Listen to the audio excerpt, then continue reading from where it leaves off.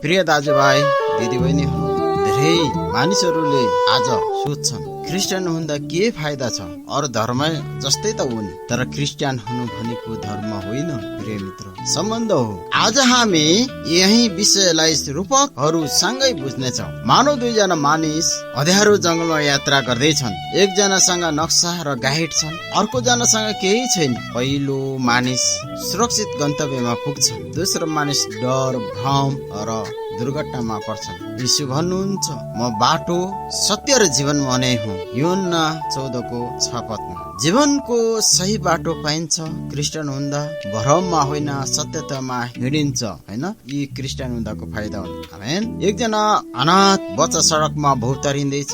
एक दिन एक दयालु मानिसले उसलाई अपनाउँछन्, उसलाई छोरा बनाउँछन्, नाम दिन्छन्, घर दिन्छन्। बच्चाको स्थिति बदलिन्छ। अनाथ छोरा भयो, डर सुरक्षित भयो, अभाव थियो, बढी पूर्णता भयो। क्रिस्चियन भएपछि हामी परमेश्वरका सन्तान बन्छौँ। आमेन। रोमी 8:15 अनुसार परमेश्वर हाम्रो पिता हुनुहुन्छ। हामी एक्ला छैनौँ। एक मानिसको ढाडमा ठुलो भारी छ, हैन? पाप, दोष, चिन्ता, डर। उसले धेरै प्रयास गर्छन् तर थकित हुन्छ। यीशु आएर भन्नुहुन्छ, तिमीहरूको भारी मलाई देऊ, थाकेका र बोझले दबिएको मौका आऊ, म विश्राम दिनेछु। मत्ती 11:28। क्रिस्चियन हुँदाको फाइदा प्रिय मित्र फेरि पनि भन्दछु, पापको बोझ हट्छ, आत्मामा शान्ति आउँछ। रोगी मानिसले औषधि खान नमानेर म ठिक छु भन्छ, के हुन्छ भन्नुहोस् त? रोग झन बढ्छ, निको हुँदैन। यीशु हाम्रो आत्माको डाक्टर हुनुहुन्छ। यीशु हाम्रो आत्माको वैद्य वा डाक्टर हुनुहुन्छ। क्रिस्चियन हुनु भनेको म पापी हुँ भनी स्वीकार गर्नु, मलाई उद्धार चाहिन्छ भन्नु।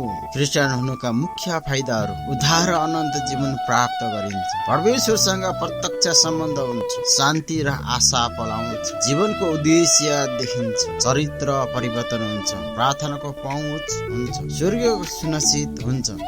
एक मानिस गरिब देशको नागरिकता थियो। उसले शक्तिशाली देशको नागरिकता पायो। अब उसले नयाँ अधिकार, सुरक्षा र भविष्य पायो। क्रिस्चियन भएपछि पनि त्यस्तै हो। हाम्रो नागरिकता स्वर्गीयमा छ। फिलिपी 3:20 आधारमा।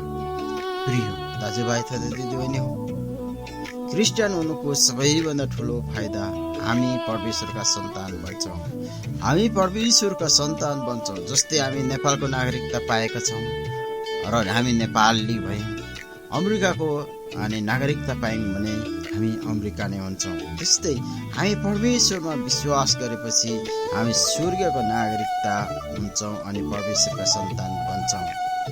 यदि आजसम्म केवल नामको क्रिस्चियन हुनुहुन्छ भने, सम्बन्धमा हुनुहुन्न भने, आज नै यसलाई हृदयले ग्रहण गर्नुहोस्, हृदयमा निमन्त्रण गर्नुहोस् र उहाँलाई हृदयदेखि नै ग्रहण गर्नुहोस्, पश्चाताप गर्नुहोस्, मसँगै प्रार्थना गर्नुहोस्। तपाईँ र मसँगै हामी प्रार्थना गरौँ।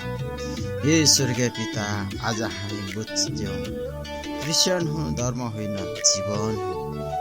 हामीलाई साँचो सन्तान चाहिँ बाँच्न सहयोग गर्नुहोस्, यीशुको नाममा आमेन। यदि यस सन्देशलाई मन पराउनु भयो भने लाइक गर्नुहोस्, सेयर गर्नुहोस् र कमेन्ट गर्नुहोस्। तपाईँलाई पनि कतिले प्रश्न गरेको होला, क्रिस्चियन हुँदाखेरि तैँले के पाइस्, के फाइदा भयो भनेर तपाईँले के उत्तर दिनुभएको छ। अनि ती कुराहरू, तपाईँको मनमा लागेको कुराहरू पनि तपाईँले बिना सङ्कोच लेख्नुहोस्। हुन्छ, धन्यवाद छ। परमेश्वरले तपाईँको जीवनमा आशीष दिउन्। परमेश्वर